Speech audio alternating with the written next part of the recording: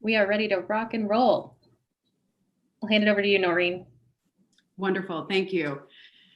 Good afternoon, everyone, and welcome. Thank you for joining us. I'm Noreen Allen. I head marketing for Bandwidth. I'm joined today by David Morken, our CEO and co-founder. We're excited to be here with you today to share a little bit about our journey at Bandwidth. We say the path to $2 billion in market cap. It's actually $3 billion since we wrote this slide. And we're going to talk to you about the journey that we took to get there. So our journey is not your traditional software company, VC-backed software company. Over the last 20 years, we've had an interesting journey to get to this point, and we're going to talk about the role that culture, creativity, and cash flow have played along the way. So let's jump right in and get started. So just some very quick background on Bandwidth to set a little bit of context. So we're a software company. We're based in Raleigh, North Carolina. We've been around for 20 years now. We are officially a CPaaS company, Communications Platform as a Service. We offer cloud-ready voice messaging and 911 for the enterprise. So what is that? It's essentially, you want to add text messaging services or voice services into an application, or you want to build a solution around those services, you come to Bandwidth. We, for the first 18 years or so, we're a bootstrapped company, founder-led by David, took the company public on NASDAQ at the end of 2017. And we're really proud of some of the relationships we've got in place with big names, some of the most exciting names in business today, names like Google, Microsoft, Ring Central, Cisco, Zoom, Dialpad, and many others. You are very likely using Bandwidth every day, where you live, work, and play. Wake up in the morning, you get an alert from your doctor's office about an appointment, that's coming from Bandwidth. You go into the office, you're using any one of a dozen UC platforms like Microsoft Teams, Zoom, any of those, that's Bandwidth as well. So very, very likely that you're using Bandwidth. All right, cool, let's get to it. So David, let's talk about the journey to get here. So 20 years in, here at SaaStr, everyone's talking about unicorns and being the next unicorn. Is this a unicorn story? Noreen, this is not a unicorn story as much as it is a mule story. We are a pretty stubborn team that has charted our own course and really been in control of our own destiny. And 20 years in, it's very different than a unicorn that often is associated with getting revenues very quickly, profit perhaps never, and achieving $1 billion valuation overnight. We, for example, didn't raise capital early at all. The first source of capital was a spare credit card. I was in a spare bedroom. And then it got really ugly. We went 0 for 40 on Sand Hill Road at places like Sequoia and Benchmark and Kleiner Perkins. We didn't raise any money, and this is 2 years after starting. We failed. We were 0 for, and that is not a unicorn. That's, I say mule, it's probably something even worse. Yeah. In fact, that wasn't the only time that we failed to raise capital over the last 20 years. We were successful in raising a small amount of money to do a small acquisition about 11 years in, but in 2016, we had 2 divisions, Bandwidth, and another company, Republic Wireless, that was a division, and we tried again to raise institutional capital, and this time we were on Wall Street. We were in San Francisco and Boston and Seattle, and we were working with one of the biggest banks on Wall Street that is not Morgan Stanley. Morgan Stanley is our great bank. We work with a lot. We're very happy with Morgan Stanley. It was a different bank. In any event, we went over again and failed to raise capital. So very different story. In the early days, we got capital from my college roommate's mom and my business partner's next door neighbor, and then twice failed to raise capital. And it's important in that context for lots of the teams, for example, at SaaStr, if you're a young founding team, you got to focus on cash. You've got to focus on not just revenue, but cash flow. And when everyone says no, you got to keep the faith in your vision. And by focusing on cash, you preserve your ability to persist. And why is that so important? Because you're a founder. You have a vision. And if you preserve your ability to persist, by making sure that you have a handle on cash flow, your vision and your journey can continue.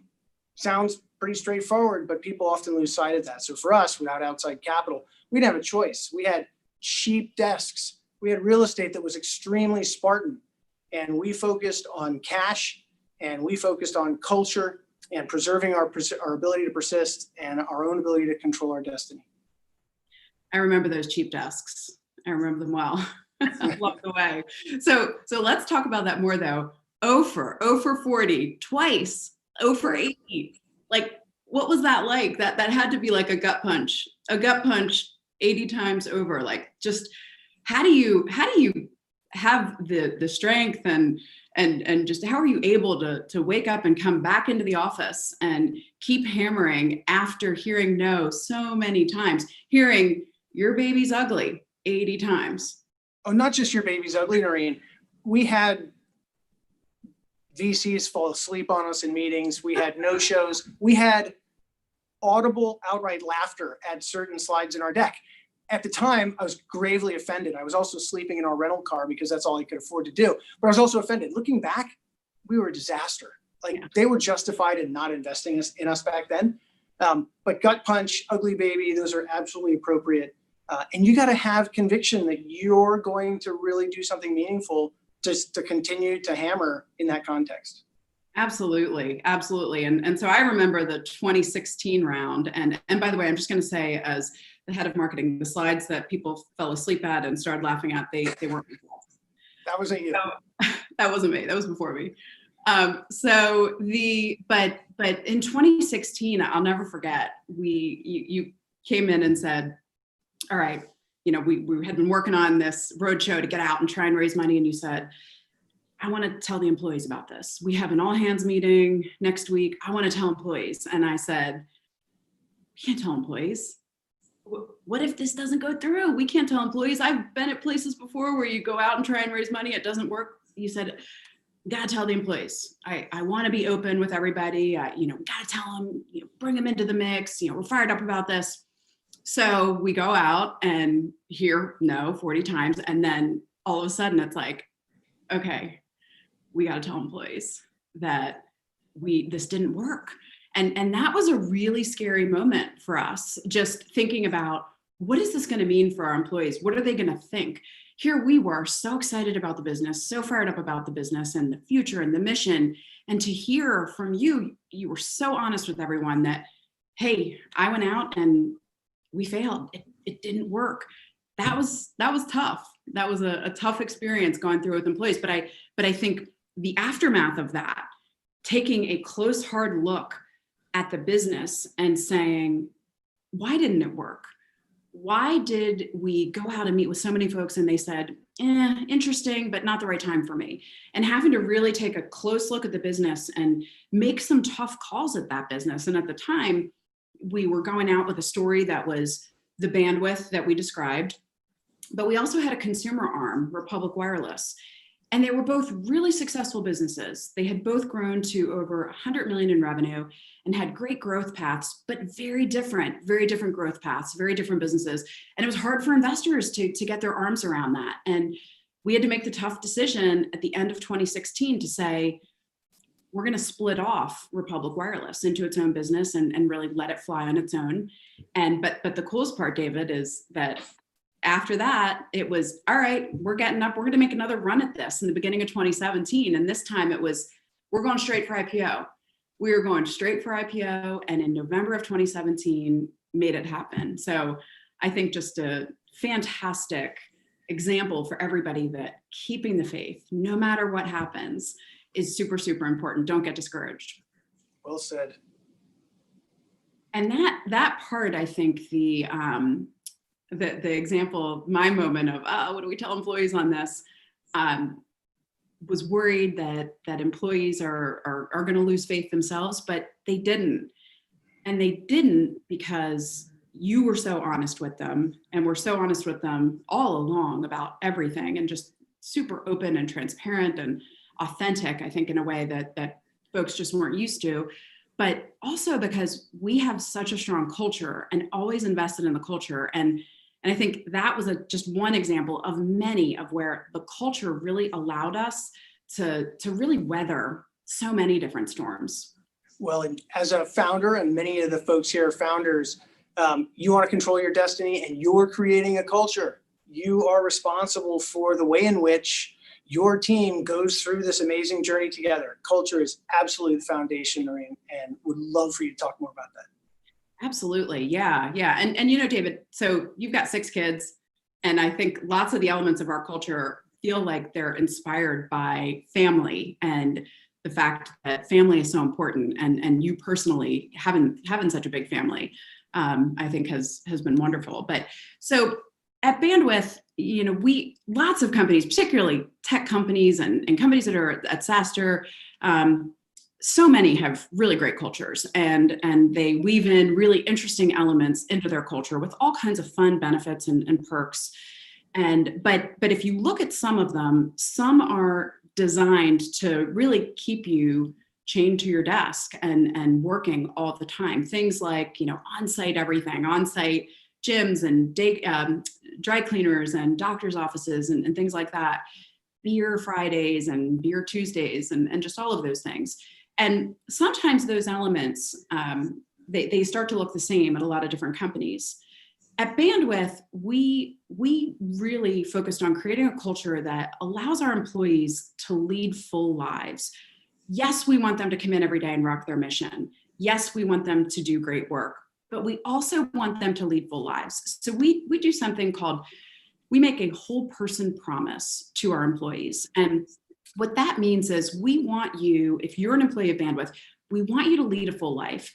We want you to really focus on doing great work, but also focusing on your body, mind, and spirit.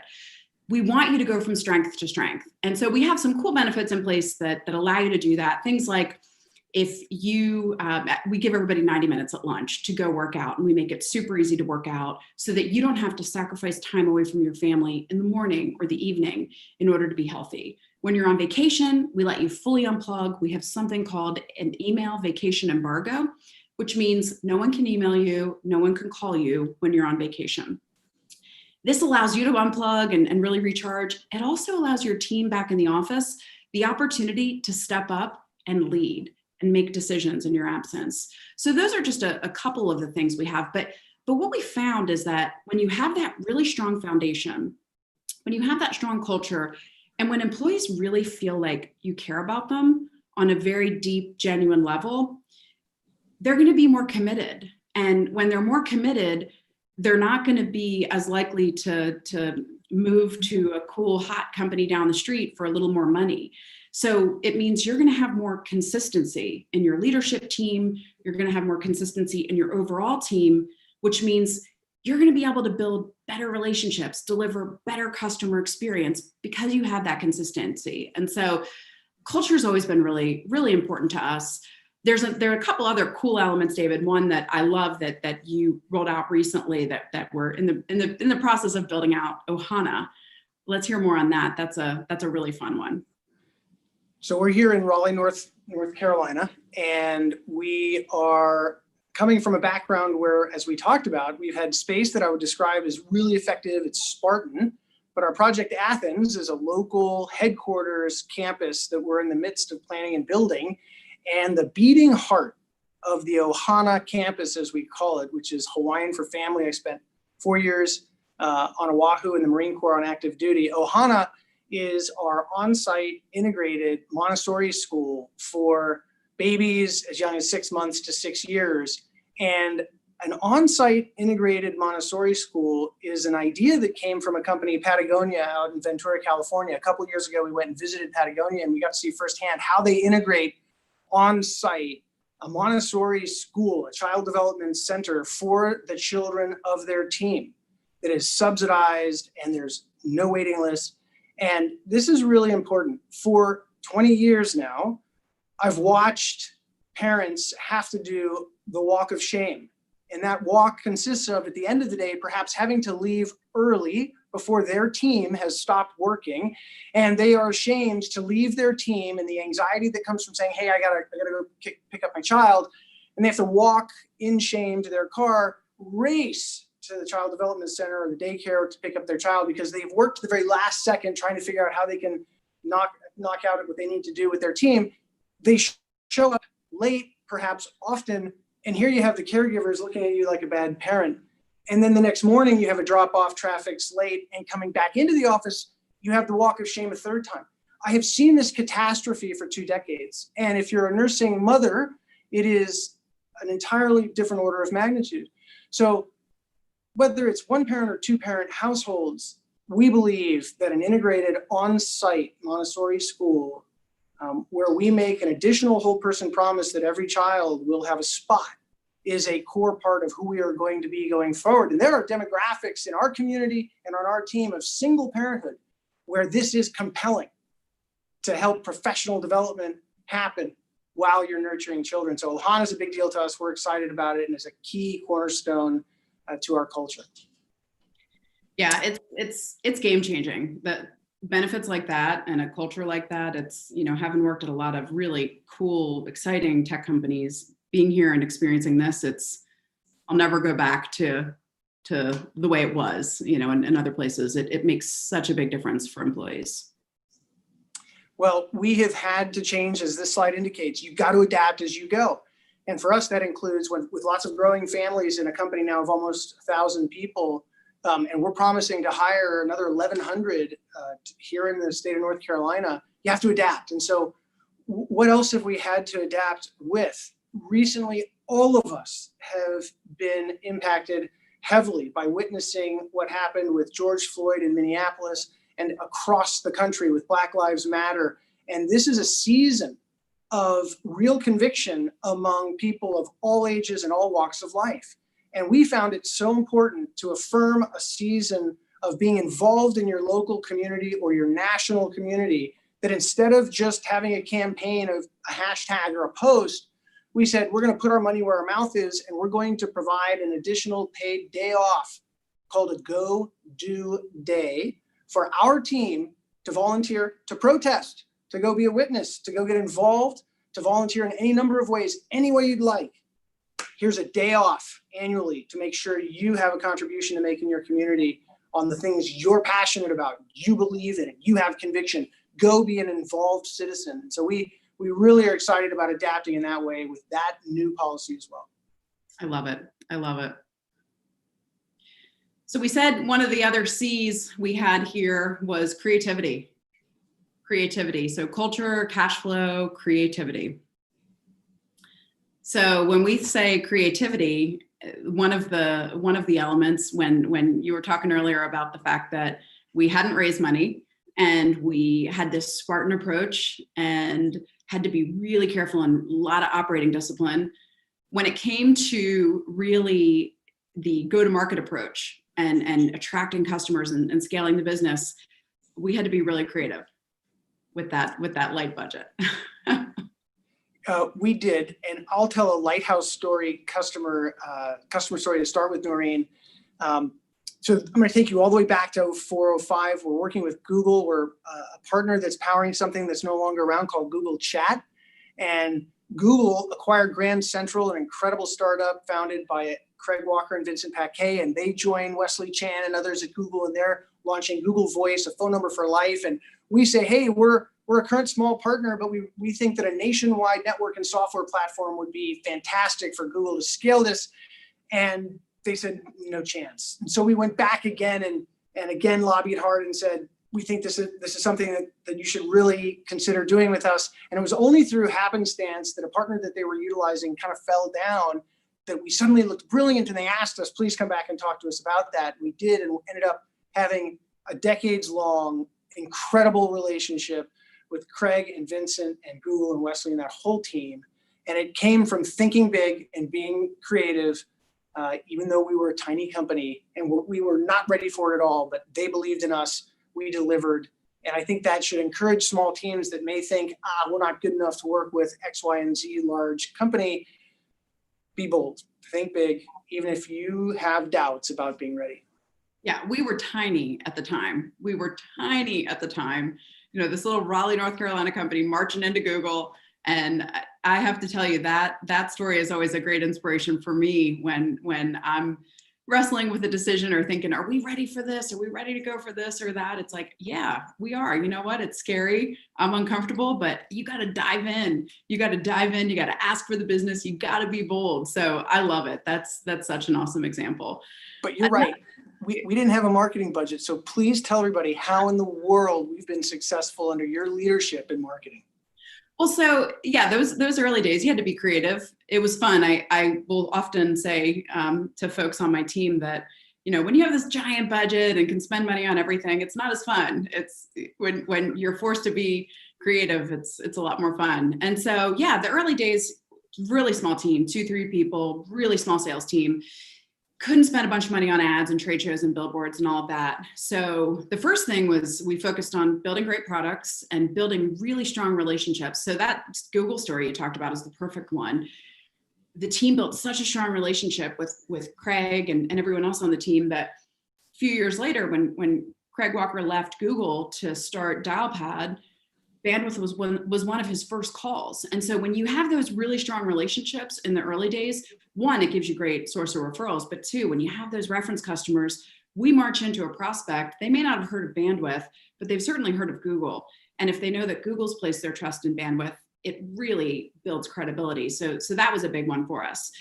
The other big thing is, even though we always had a really small marketing team, we always had about 2 research interns off to the side, and we would spend a ton of time and energy on the ideal customer profile and really honing in on who is that ideal customer and identifying those companies, building out, you know, maybe it's a list of 100 companies, having the researchers go in super deep on those companies to determine who the people are, you know, what are their interests personally, professionally. So while we may not have been big broadly with ads and billboards and everything else, we seemed very big to the people that mattered, to those prospects that mattered. So that was a big part of the approach. We also went to market. We talk about courageous co-creation. So the Google story is a great one. There are a lot of others where we would get our product team in the room with the product team from a prospect and put our heads together, tackle a big problem, and go to market with that lighthouse customer. In the early days, we did that versus build it and hope that they will come. So that was a big part of the approach in the early days as well. But yeah, had to be creative. Things have changed now since we've taken the company public and have had that infusion of capital. But I think that discipline that is such a big part of our DNA, you still see it in everything that we do. Agreed. So another fun one, I think, that is a good example of co-creation was in the early days, starting Republic Wireless. So rewind to 2011, and we were in a market where to get a cell phone, it was super expensive. You were locked into a crazy long-term contract. Maybe you're in a 3-year contract paying over $100 a month for unlimited everything. It was crazy.